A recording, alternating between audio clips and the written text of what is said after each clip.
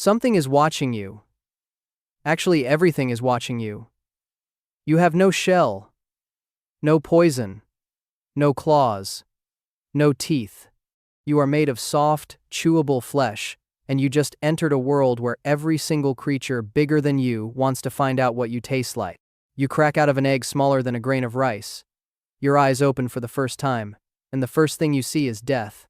Your mother hovers nearby, but something is wrong with her. Her body is falling apart, her skin hangs loose. She has not eaten in 2 months because she spent every moment protecting you and your hundreds of siblings. Now she has nothing left. She looks at you one last time. Then she drifts away and disappears into the murky water. Gone. No goodbye. No instructions. No second chances. Welcome to the ocean. You have approximately 9 months to live, and the countdown started the moment you hatched. Here is your situation. You are barely the size of a fingernail, completely see-through, and floating helplessly in open water. The current sweeps you up and carries you away from the muddy riverbed where you were born. You drift through a world of plankton, and everything around you is either food or trying to eat you. This is your paralarval stage. You have 8 tiny arms, a few basic suckers, and absolutely 0 survival skills. Every fish that swims by looks at you the same way you look at a snack, hungry. Your job right now is simple. Eat and do not get eaten. You snag microscopic creatures floating past. Copepods, tiny crab larvae, whatever bumps into your arms. Every meal counts because you need to grow fast. The ocean does not care about your potential. It only cares about your size. And right now, you are a floating appetizer with a pulse. Days blend together in a haze of drifting and grabbing. You float near the surface where tiny food particles collect. But staying up there means every predator below can see your silhouette against the bright water. A small fish shoots upward with its mouth open. You jet sideways at the last second, leaving a tiny cloud of ink behind. Yeah, you can already make ink. Not much, but enough to confuse something trying to eat you. Your siblings? Most of them are gone already. Out of the hundreds that hatched alongside you, only a handful will make it past the first few weeks. You survive because you are slightly luckier, slightly faster, or slightly better at grabbing food than the ones who did not make it. Weeks pass, and somehow you survive. Your body starts to change. You get bigger, heavier, and your once transparent skin begins to show hints of brown and white patterns. The ocean currents that used to toss you around now feel less powerful. One day, you sink, not by accident. Your body knows what to do. You drift downward through the water column until your arms touch something soft and gritty. Sand, mud, the seafloor of a murky river mouth, somewhere in the Indo-Pacific. This is home now. You dig your first burrow. It is not pretty. More of a hole you wiggle into than a proper den. But it works. During the day, you peek out and start exploring your new world. Other octopuses hide during daylight hours because they are soft and squishy and delicious. But you? You are different. You are going to walk around in broad daylight because you have something no other octopus has ever had before. You have costumes.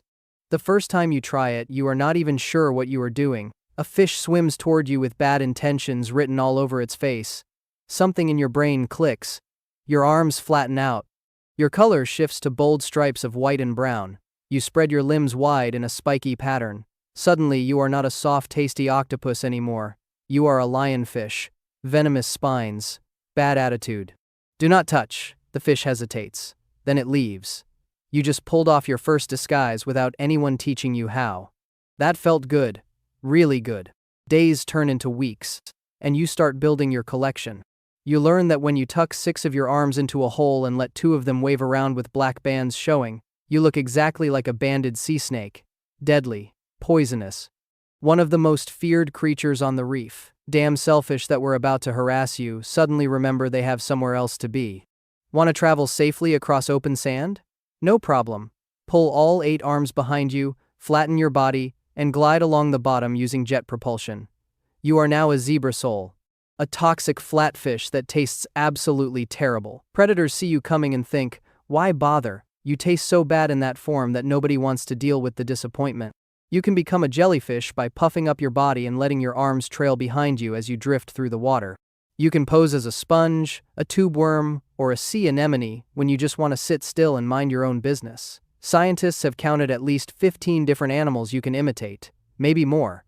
And the best part? You can switch between them in seconds, mid-swim even. One moment you are a flatfish gliding along the bottom. The next, you are a sea snake warning off a curious predator. Your brain is working overtime to pull this off. Actually, your brains. Yes. Plural. You have 9 of them. One main brain in your head calls the shots, but each of your 8 arms has its own mini-brain. They can taste, touch, and make decisions without asking permission. If one arm spots a crab hiding in a crevice, it can grab it while the other 7 arms keep you balanced and disguised. You also have 3 hearts pumping blue blood through your body. 2 push blood through your gills. 1 sends it everywhere else. When you swim fast, that third heart actually stops working because the effort is too much. Sprinting is exhausting when one of your hearts takes a break every time you try. Speaking of eating, you have become a proper predator now. Crabs, small fish, worms, shrimp. Your arms probe every hole and crevice in the sand while you glide over the muddy bottom. Each arm works semi-independently, tasting and touching as it goes. Your suckers grip with surprising strength, and each one has chemical receptors built in. You literally taste everything you touch. You find a crab hiding and thinking it is safe. Your suckers lock on. A quick pull brings it toward your beak. Yes, beak. You have a hard parrot-style beak hidden in the center of your arms. It can crack shells, tear flesh, and deliver venom that paralyzes your prey. One bite, and your meal is done. Some days you even use your mimicry to hunt. You spot a crab and turn yourself into what looks like another crab. A potential mate maybe. The crab gets curious and moves closer. Big mistake. You drop the act and grab your meal. Congratulations. You just catfished a crab. Literally. Months go by.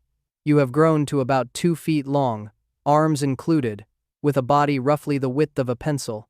Small horns stick up above your eyes. Your brown and white patterns have become bold and striking. You have established a network of temporary burrows across your territory. You sleep in one hole at night, leave at dawn, forage all day, and crash in whatever hole you find at sunset. Rinse and repeat. You are unusual among octopuses. Most of your cousins hide in coral reefs and rocky crevices. They need structures to protect them. You live on wide-open sandy flats and muddy river mouths, places that would be death traps for any other octopus. But your disguises give you confidence. Why hide when you can walk across open ground dressed as something nobody wants to mess with? But here is where things get complicated. You start noticing other mimic octopuses differently. One catches your eye. Her stripes are sharp. Her movements are smooth. Something ancient wakes up in your brain. Mating season has arrived. You approach carefully. There is no dinner date. No small talk. You have a specialized arm called the hectocotylus. It is basically a modified limb designed for one purpose. You reach out and transfer a packet of your genetic material directly to her. The deed is done in seconds. And then your arm falls off. Not kidding.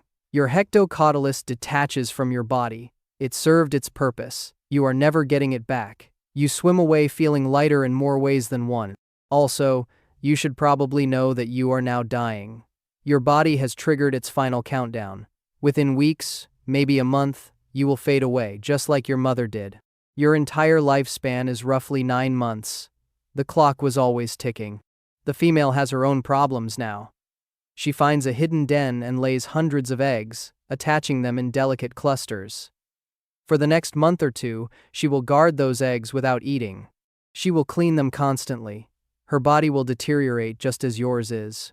By the time the eggs hatch and those tiny see-through babies drift off into the ocean, she will have nothing left to give. Your last days are quiet. You move slower. Your disguises take more effort. A predator swims past, and you instinctively shift into sea snake mode. But your arms do not move quite as fast as they used to. You find a small hole in the sand and settle in. The warm water flows over your body. Your 3 hearts beat slower. 9 months, that is all you get. But in that time, you lived more identities than most creatures dream of.